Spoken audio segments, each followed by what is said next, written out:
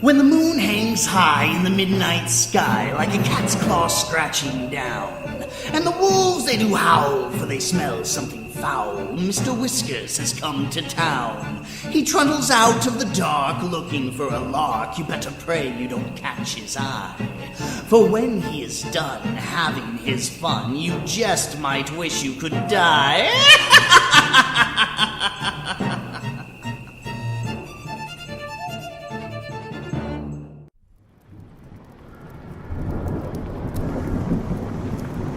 Ah, welcome, welcome. Come in, come in. The weather out there is simply catastrophic, isn't it? Well, it's wonderful that you found my humble abode, especially in such terrible weather, and way out here in the middle of nowhere, too. Why, what a simply perfect random happenstance. Wouldn't you say? Me? Oh, don't mind the claws or the fur. I'm Mr. Whiskers, otherwise known as the Mad Catter. And it's for that reason I find myself living out here on my own. But don't worry, you're far more safe in here than you might be out there. Dreadful things stalk those woods and hills at night. And when the weather is as terrible as it has been, they venture out, even during the day. But don't you love the Pacific Northwest? Beautiful countryside, delightful towns and cities, and the positively impressive rate of serial killers is quite wonderful as well.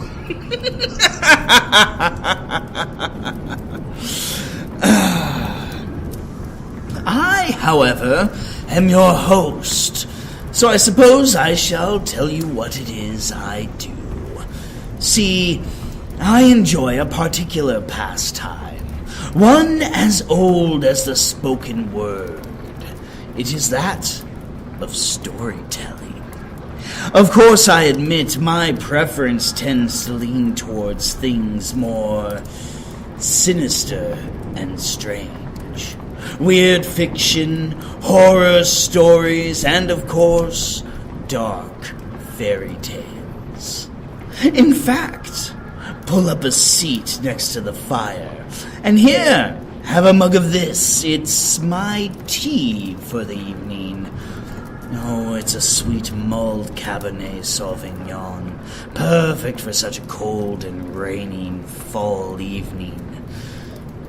Cabernet Sauvignon is not tea. Excuse me, but who took you in out of the cold?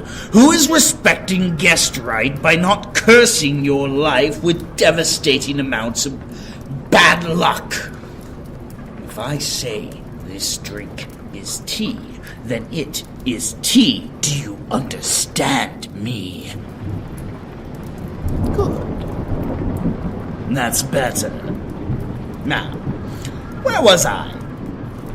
Ah, yes. Make yourself comfortable, and I shall spin you a yarn. Yarn? Ah!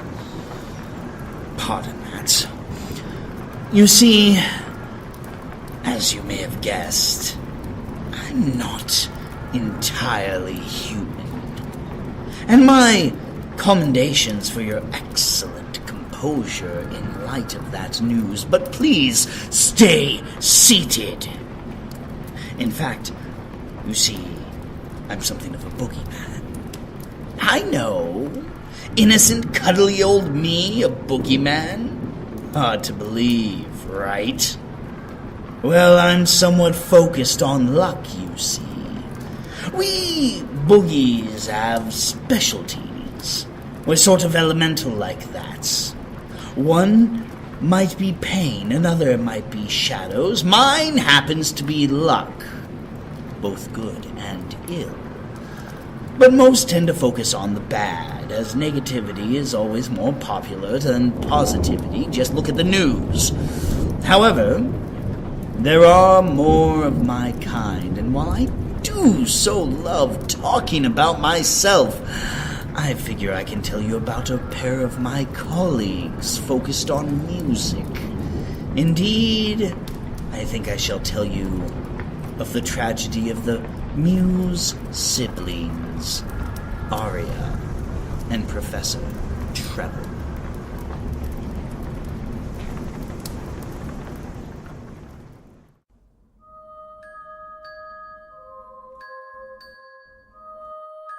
Once upon a time, in the then, the now, and the eventual, there existed two minor muses. Aria was the muse who granted inspiration while listening to music, and her brother, Professor Trevor, was a muse more focused on the history, the theory, and the structure of music. Minor though they were, or are, depending on the when of it, they still suffered or served vital functions for their kind. Aria had a passion for listening to all kinds of music, and as time and space do not affect the muses in the same fashion as they affect mere mortals, she made it her goal to listen to every song the universe had to offer. She listened to the music of creation, where in a percussive blast of immeasurable proportions, the universe, as we know it, came into being. She listened to the first songs of life as primordial oozes mixed just right and created the first single-cell organisms on some random hunk of rock floating in the aether. She was there when the first primitives of this world began to sing their songs of life, love, war, and mourning, and was there when the first instruments beat their first beat and strummed their first note. She listened to music in all of its forms, structured, abstract, cultured, natural, and she reveled and wept in the beauty of it all. She continued in this vein, collecting music, listening to all songs from bawdy ballads to sweeping symphonies, and she felt she had nearly completed her collection when she began to hear the stories, faint whispers of music that none known to exist had ever listened to, the songs of silence. And as is often the case with places undiscovered, sights unseen, or in this matter sounds unheard, rumors abound. Legends, gossiping fates, and ancient fae spoke of the sad and glorious beauty of the songs, and how the only place to hear them was a maze of caves and tunnels on the edge of nowhere, hidden in the lost lands, where neither gods nor man dared tread. As Aria was neither god nor man, she sought them out, eager to hear the music that had never been heard before. Her journey was great, a tale of epic proportions unto itself. But for the purposes of our story, I'll merely say that she found the caves after many trials, and upon steeling herself for what lay before her, she stepped past the threshold and delved in deep into their depths. None can say how long she wandered those tunnels, how many caverns she traversed, or how many twists she turned. But it is said that the music was the most beautiful ever heard by entities of conscious mind. Aria listened to songs of death, songs of a battlefield after the warriors had departed, the songs of a solar system after its star had gone nova, the songs of a lifelong love ended, the songs of the heat-death of the universe. And as she listened, she soon realized that she was lost. She wandered for what seemed like aeons, as the songs of silence rang in her ears, numbing her mind and muting her soul. When at last she emerged from the caves, she discovered she had lost the ability to hear all music in any and all of its forms. So she wandered aimlessly, and would have been another victim of the lost lands, if not for being found by her brother, Professor Trevor. She had been missing for some time, insofar as muses measure it, and so he had set out on his own quest to find his lost sister. But it appeared he was too late to save her. Normally spirited, vivacious, and curious, Aria was now despondent, lethargic, and indifferent. She was a muse who had lost her very nature, her very essence, her very soul. He took her home and had her rest, before setting about finding a cure for her ailment. Where Aria was a muse of passion and instinct, the professor was a muse of structure and study he did. After exhausting his own library, he set out on a journey to every font of knowledge known.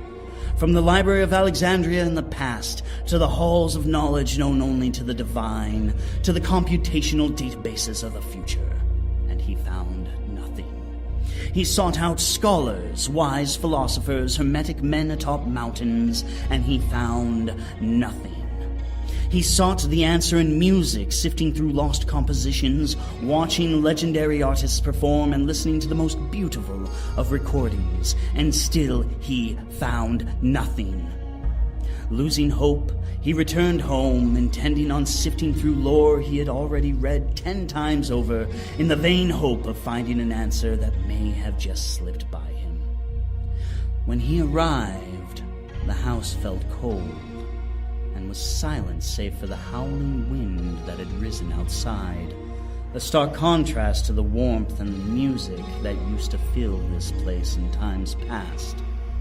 He checked on his sister, who sat in her room, staring out the window at nothing in particular. Then, unsure what it was that had him so unsettled, he began searching the house. The darkness was oppressive. Even as he moved from room to room, whenever he would turn on the lights, it seemed almost as though they struggled to push back the shadows. And when he extinguished them upon leaving, the gloom returned in an all-too-eager flood. As he continued, he thought he saw movement here, heard a sinister snicker there, and the entire time he swore he was being watched. At last, he had searched the entire house, top to bottom and bottom to top, and found nothing. Unable to scratch that unsettling itch, he returned to his study, intent on continuing his research. He lit a pair of candles at his desk, turned away to pour himself a glass of wine from a nearby decanter, when there was a sudden and violent crash. The window shattered inward, letting the wind scream through like a vengeful banshee, her wrath snuffing out the candles and plunging the study into darkness. Then, as suddenly as it had happened, the wind died, its deed done, and all was silent. Professor Trevor was stunned. These things didn't happen to muses, but muses also usually didn't lose their very nature either. A balance had shifted, so it was only natural that there'd be odd occurrences in its wake, or so he told himself. Refusing to dwell on these strange events, he closed the shutters, found the fallen candlesticks, and relit them. The books he had piled upon his desk for further study had scattered and fallen about the room, and he would have set about picking them up, except that he noticed an unfamiliar tome laying upon his desk, perfectly centered, as though he had just set it there in preparation for reading. It was a dark book, bound with a black material that reminded him of the hungry shadows he had encountered earlier. It sported no title on cover or spine, and everything about it said it was something better left untouched. Perhaps it was the desperation that had been building during his seemingly hopeless quest, or maybe it was his inquisitive nature, or even his love of learning. But in the end, he reached out, opened the book, and against the cries of all his instincts, he began reading, and found the answer he was looking for. It was simple, albeit cruel. But his concern was not for others, just for his sister, his dearest sister. So he went into the world of man and searched until he found someone, a young music major, listening to her songs with all her heart and soul.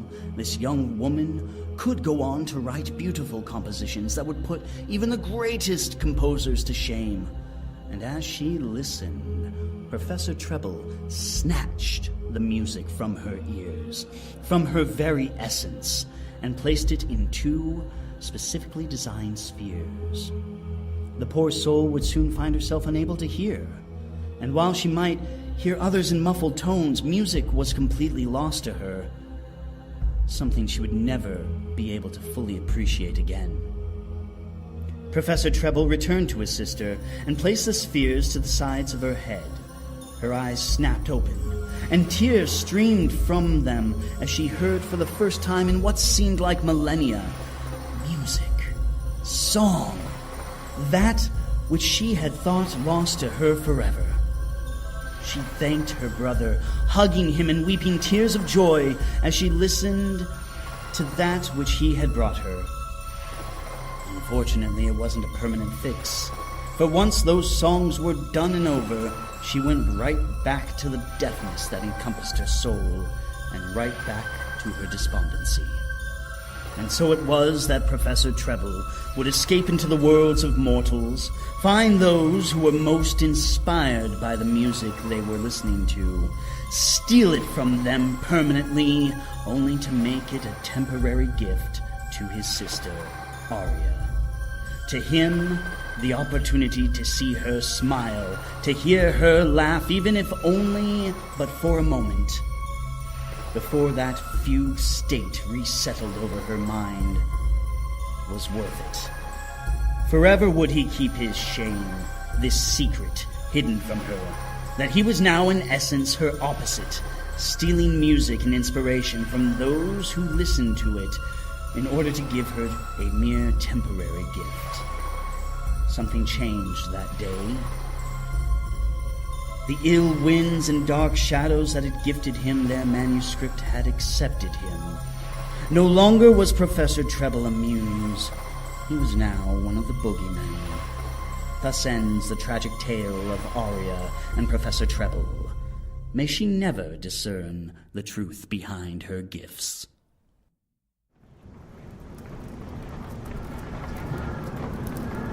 Oh, the things we do for our loved ones. Hopefully Aria won't hear about her brother's mischief too soon. I'd hate to see what trouble that would cause her heart.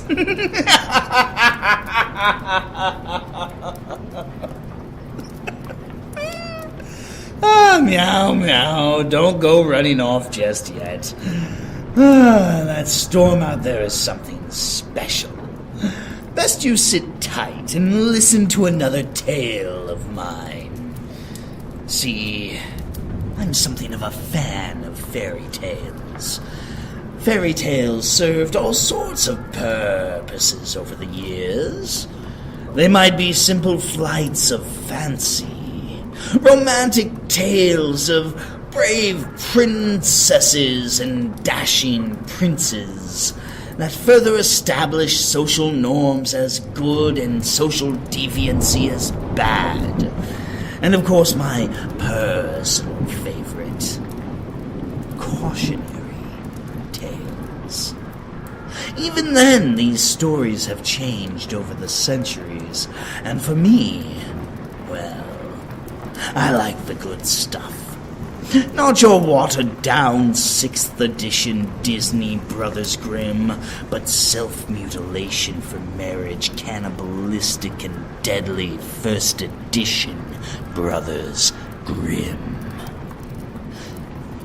So it is in that spirit I present to you a sort of modern fairy tale on the darker side, set in a world where nightmares wear human skins, and people are typically naught but prey. And in such a setting, I bring you the tale of the nightmare and the girl.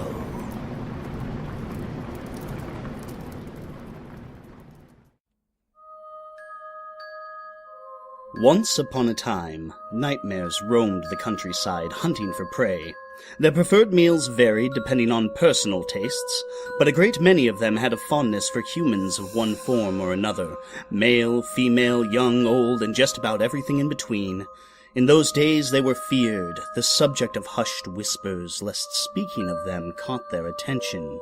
But that eventually changed. As technology advanced and the teeming throngs of humanity gathered together in cities for protection, the nightmares found they were no longer considered actual threats. Indeed, some were even openly mocked. None of this, however, changed the simple fact that they needed to feed. In response to all of this, many became innovative in their adaptations. One method that became popular was the use of human suits. A nightmare could live in the very cities that were so dangerous to them, disguised as a human by wearing a skin suit.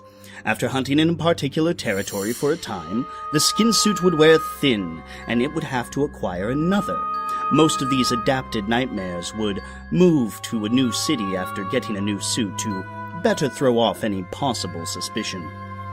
One such nightmare had recently arrived in a new city. It was an experienced hunter who had never been found out. And while it consumed a wide range of humans, its absolute favorite, indeed one might say its weakness, was little girls, teeming with innocence, but with just enough life experience, usually in the form of grief or pain of some sort, to add a bit of spice to the flavor. These were a delicacy, and one such girl, Susan was her name, came to its attention. Her grandmother had taken ill. It was sudden, unexpected, and the doctors said she had not much time. Susan had been a favorite among the grandchildren, taking the wise matriarch's teachings to heart faster and more readily than any of the others. This was why, in those final moments upon her deathbed, the elder asked that all leave the room save her granddaughter, so that she might impart upon her one final lesson. This combination of personal loss, newly gained wisdom, and youthful innocence made the scent of the young girl intoxicating to the nightmare, and it knew she would be the most delectable meal it had ever devoured. So it watched, and it waited, looking for that perfect moment to strike. And that time came mere days after her grandmother had passed away. Susan's mother was baking and had forgotten that she was out of sugar. Her daughter was old enough and the neighborhood was safe enough, so she turned to her and said, "Here, Susan, take this money and run to the market to get some sugar. Hurry, though. Baking is a delicate art, and I need it quickly." She then placed some money in the girl's hand and added, "I've even given you a little extra to get yourself something. Hurry along, dear." Susan took the money and put some of it in one pocket while she hid the rest in her shoe. Then she was off on her errand. Having been to the market many times before, Susan knew all of the shortcuts, so upon arriving at the entrance of an alley, she turned down and made her way to the other side. The nightmare followed her and saw that this was the perfect place to strike. For Susan's part, it was a safe neighborhood, and she had traversed this path many times before, but neither she nor the nightmare had expected her to run into 3 bullies from her school. They pushed Susan around, and even shoved her to the ground as they demanded her money. But she did not let herself get angry. Fighting right now would only cause more problems, and her grandmother had taught her better than that. So the girl got up and brushed herself off. "Okay, all right. Here you go. Now let me leave. I'm in a hurry," she said as she reached into her pocket and handed over the money her mother had given her. The bullies took it and let her go on her way as they laughed after her mockingly. Of course, she still had what she had hidden away in her shoe. The nightmare was furious at this interruption. It had to hold off the attack. Too many things might go wrong that could spoil the meal. Susan could escape, fear might corrupt her meat, or worse, someone might recognize the skin suit and then get away, and then everybody would know that a nightmare was hiding amongst them. The interruption angered the nightmare, and in a rage it took out its frustration on the bullies, attacking them as they gloated, surprising them before they could cry out, and quickly cutting them to bits. Not wanting to spoil its appetite, it hid the remains in the nearby garbage bin before catching Susan's scent once more and chasing after her. Knowing she needed to hurry, Susan decided to take a shortcut she usually skipped by slipping through a fence and cutting across an empty lot rather than walking around the block as she normally did. The nightmare saw this, and being a quick creature, it rushed around to wait on the other side so that it might catch her unawares. Right as she was about to slip through the hole in the fence to enter the lot, Susan noticed a young boy crying and alone. She knew she needed to hurry, but she couldn't leave an even younger child in need. Her grandmother had taught her better than that. So she left the lot and went to the young boy. "Boy, where are your parents?" she asked. "Are you lost?" The boy wiped his tears and nodded to Susan. "Yes, I wandered away from my mother and now I can't find her," the boy managed to explain. So Susan took the child by the hand and they searched for his mother, who was down the street looking for him in a near panic. She had entered a shop and hadn't realized her son wasn't following after her until he had already wandered off. "Thank you for finding my baby and bringing him back to me," the mother exclaimed. "Of course," Susan said. "Try to be a little more careful in the future, though. No telling who else might have found him instead of myself." Noticing she was at the end of the block she had been planning on taking a shortcut through, Susan simply went her normal route down very public streets and entered the marketplace at last. The nightmare, realizing its prey had not come through the other side of the lot yet, went to see what the delay was, and peeked through the fence just in time to see Susan leave the mother and the boy and round the far corner of the block. It was furious. Twice now it had lost the chance at its meal, first to a bunch of bullies, then to some mother and her child, who were now heading down the sidewalk towards where the nightmare was hiding. Well, while it hated the taste of bullies, it was perfectly fine with devouring these two. So it snatched them up and swallowed them whole purely out of spite. The nightmare was angry, and this time it decided it would stand no further interruptions. So when its prey exited the market with the sugar under her arm, it stalked close behind, using all of its considerable skill to remain hidden. Upon returning to the alley, it saw that it was empty and rushed at Susan, snatching her up and lifting her until they were face to face. You have been a troublesome little morsel," it spat angrily at the girl. "I almost got you when those children ruined everything. Then I nearly captured you until that boy altered your path. Now, I am full of that mother and child and unable to properly enjoy you, so I'll just have to take you home and feast upon you when my stomach has settled." "Very well," Susan said, which gave the nightmare pause. Little girls faced with their untimely demise should not be so calm. "But first you should know, my late grandmother taught me many things, but among them were 3 most important lessons." "Oh, and I suppose you're going to share them with me?" the nightmare hissed. It knew it should just take her now, but she had caught its curiosity, like he had caught her. "Indeed, the first lesson was to use my wits. I kept my money in 2 places, and gave what was in my pockets to the bully, while keeping some hidden in my shoes so that I could buy sugar for my mother," she explained. Yes, and I cut those bullies to bits for their interruption," said the nightmare. "What was the second lesson?" it asked impatiently. "The second lesson," Susan continued, "was to be kind to others. I saw that poor boy lost and alone, and I simply had to help him. My mother would understand the delay." Yes, and now both the mother and the boy are sitting in my belly. I swallowed them whole," snarled the nightmare. "What was the third lesson?" it asked. It was getting tired of the delay and suspected she was hoping someone would come along and save her. "Oh, are they now?" Susan said. Then she smiled.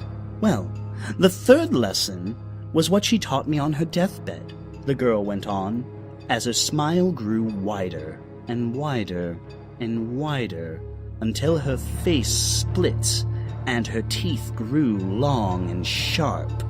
She reached out and gripped the nightmare by the wrist, and it found itself unable to break free from her grasp. It was like unto iron. The third lesson was how to eat nightmares. And with that, she ripped the nightmare open, freeing the mother and the little boy from its belly before she began to devour it right there in the alley. The poor mother and child were shocked, and while no one would believe their tale, the remains of the bullies would quickly be discovered, leading authorities to suspect the two had witnessed the horrific murder of 3 children and constructed some bizarre fantasy to explain it away.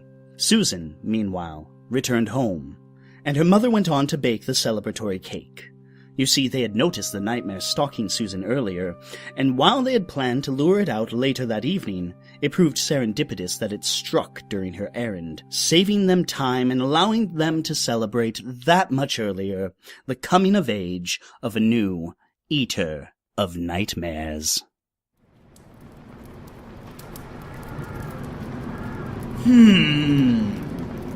Did I say I love cautionary tales? Particularly those that mother nightmares might tell their wee little nightmares before bed. After all, what's more terrifying than having your food turn around and destroy you in a violent and bloody fashion?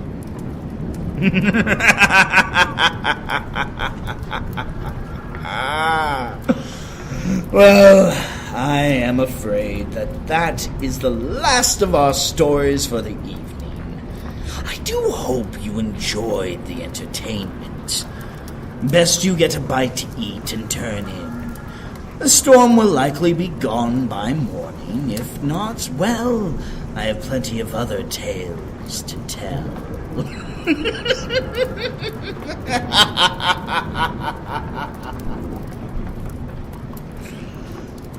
Alas, my friend, the time has come. I am afraid that our stories are done. You must sleep, and I must fly. So drift on to the wind's soothing lullaby. Return on the morrow, rested and well, and I just might have another story to tell.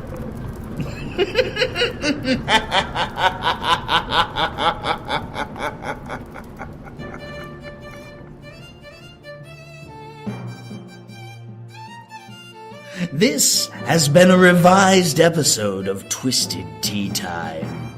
Twisted Tea Time and the stories in this episode are copyright 2017 by ZP Gowdy. Music is courtesy of Kevin MacLeod at Incompetech.com and Jason White at SoundCloud.com/angels-of-despair. Please support Twisted Tea Time by giving us a 5-star review on iTunes, Stitcher Radio, TuneIn, or wherever you get your podcast goodness. If you wish to support our show through a little more financial means, you can go see our affiliate links at www.themadcatter.net/support. And either get yourself a free audiobook through our Audible sponsorship, or $20 off a bottle of wine delivered straight to your door through our Wink sponsorship. You may also subscribe to our Patreon for as little as $1 a month, and get a bunch of bonus goodies if you do so. Good night, kitties. Pleasant dreams.